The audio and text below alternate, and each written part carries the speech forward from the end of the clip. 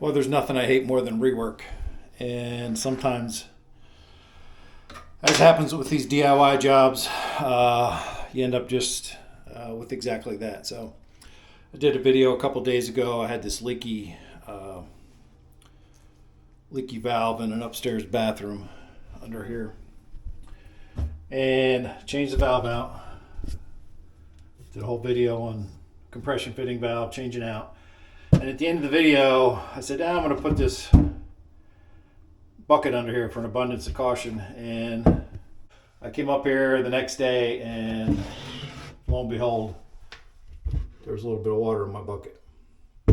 So I shut the valve off, let it sit for 24 hours, emptied the bucket out, and came back today, 24 hours later, and the water's still in here. So I was able to, because I have working valve, isolate the output side. So I'm pretty sure, unless there's back pressure on this, the water to the house wasn't shut off, but I'm pretty sure now the leak is at the main compression fitting in the back here. Looks like the original leak is still leaking. So I'm going to try to troubleshoot that. So I'm just going to pull this valve off here. I'm not going to show it. I showed it in my video a couple days ago how you take it off here, but I'm going to pull it off and do some evaluation of this. I want to understand why this is leaking. Okay, first thing we're doing is shutting the water off.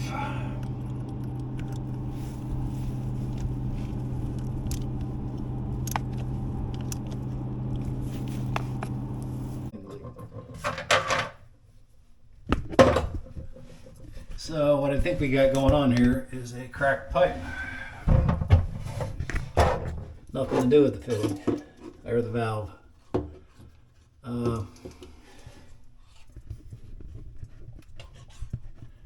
So the compression fitting clamps like up in here. And back in here there's a big groove with corrosion around it. So I think the pipe is cracked here. And I did a mic check back there. And it's a 5/8 inch OD pipe, should be 625. Behind that crack, where I think the crack was 623, so that's kind of in line. And then where the crack is, it's 615. So way behind the compression fitting. So that pipe was damaged, was squashed somewhere along the line, and I think it's just been slow leaking for a long time, and probably just started to corrode enough that it's, there's signs of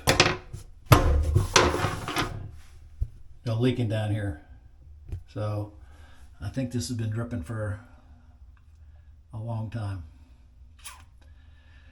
So I don't know if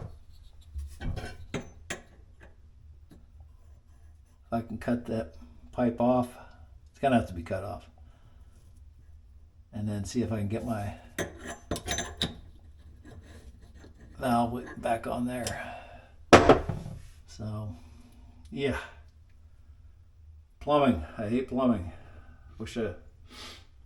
I'm into it this far. I can't turn the water back on until I get that fixed. So, hopefully I can cut this off here and then still get my valve on there. So I'm going to cut it off right at the crack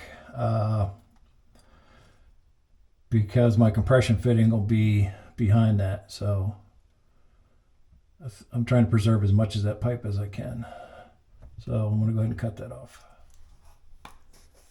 All right, so I cut it right on the crack. And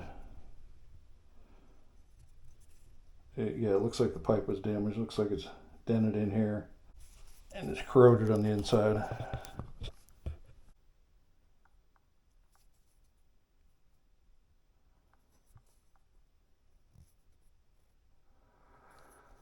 So yeah, mistake in the beginning is a mistake indeed. So that pipe was cracked at the installation. And finally opened up to the point where it started being a significant leak. So yeah, you never know what you're going to find. All right, so I'm going to put this back together. I'm going to change the compression fitting. Put pipe dope on it like these guys in the videos do. I'm just going to use this is Blue Magic that I bought last year. So I'm going to do it just like they do in the videos. Put pipe dope around the ferrule, and basically for lubrication, so it, you know, it's not squeaking when it gets tightened down. So I'm going to go ahead and install this new valve. I'm not going to show it because I showed it in my prior video, but going forward, just going to duplicate what I did on my other video when I changed. Turn my water back on. Another thing I like about this homemade valve key is I can turn the water on slowly, so I can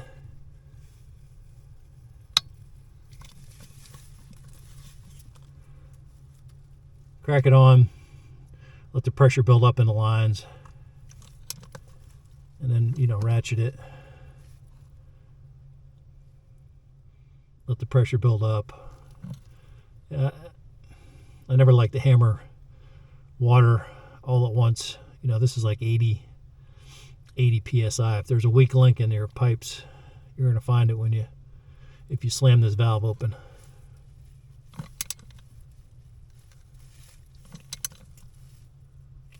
There it is, all the way open. Yeah, I did a video on making this thing. I'm really pleased with it. Okay, we've got the water back on.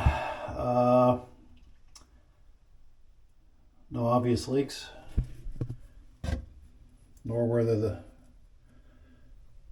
first time I changed this.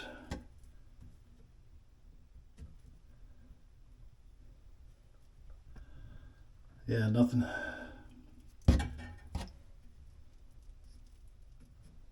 Turn the water on up here.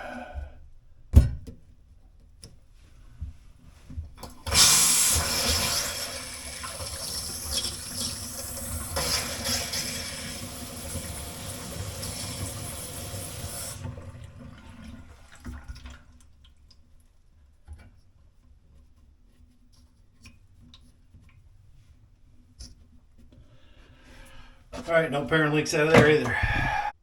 So 8,000, it's at 8,000's out around where it was. So the valve was on this end, and then the cracked and squashed area was back in here. There's a big groove in there. I don't know if they tried to make a cut on it and then decided to move forward to cut it, but yeah, that was the problem. Who knew? So I feel like I was watching the news last night. Had a kid on, first hand transplant patient. He, I guess, was born without hands, and they transplanted 2 hands on.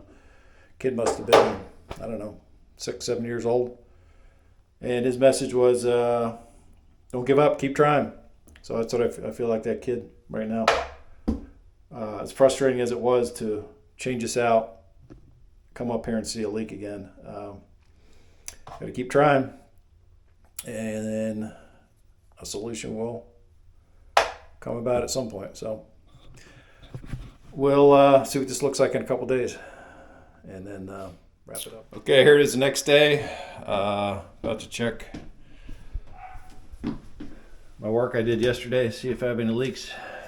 If there's water in this bucket under here, I think I'm gonna break down and cry.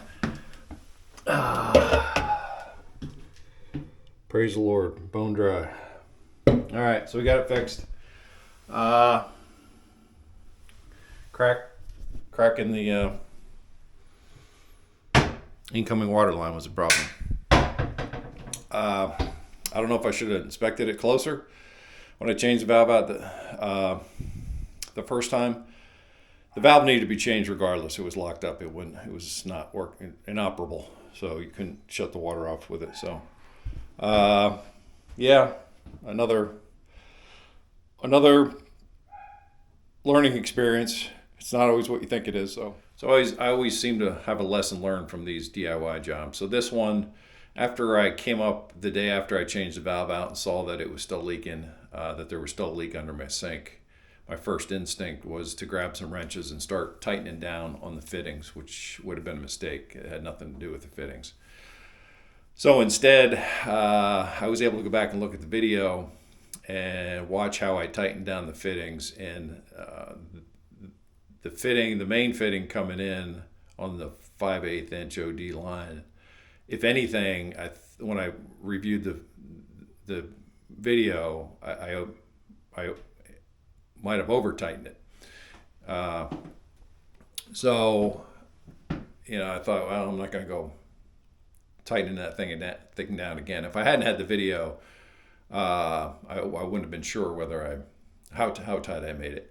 And then the line going out to the faucet, I think it's a 3/8 inch line. When I looked at the video, it looked like I might that one I didn't tighten down too much. I thought, oh, maybe the leak's coming from there. Because in the video, it looked like I could have stood to put a little more torque on that nut. But because I had a working valve, I was able to shut the valve off, and which would shut the water off to that line that I thought I didn't tighten enough, and wait a day and find out that it was still leaking. So it was still leaking. I'd taken the 3/8 inch supply line out of the equation, so it had to be coming from the main compression fitting, or the main line coming in, the 1/2 inch line, ID line, or 5/8 inch OD line.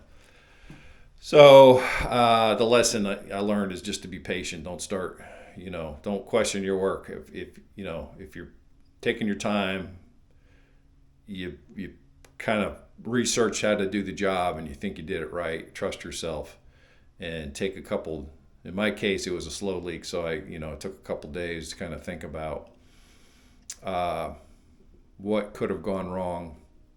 And when I went back into it, I thought for sure, well, maybe I damaged the ferrule. Maybe it's just over tightened and damaged the ferrule. So I went to Ace Hardware before I went back into it and got a new valve, thinking I was going to put a new ferrule in and I didn't put pipe dope on it either. There were some videos that said, if it squeaks when you're tightening it down, if it squeaks, it's gonna leak. So I thought, well, I didn't hear any squeaks, but it makes sense that you don't want friction on that ferrule compression fitting when you're tightening the nut down. So what these guys do in the videos, they put pipe dope on the ferrule. Just it doesn't. A compression fitting should work without any sealant on it. So I thought, well, I'll go back in and paint the compression, the ferrule up with pipe dope and not put as much torque on it. Well, when I got into it, took a little better look, I saw this crack behind the compression fitting. So if I just giving myself time to not panic, take a couple days to think things through, that was the lesson I learned from this one. So yeah, I'm really delighted not to see any water in that drip bucket this morning. So yeah, this one's done. Till next one. Peace out.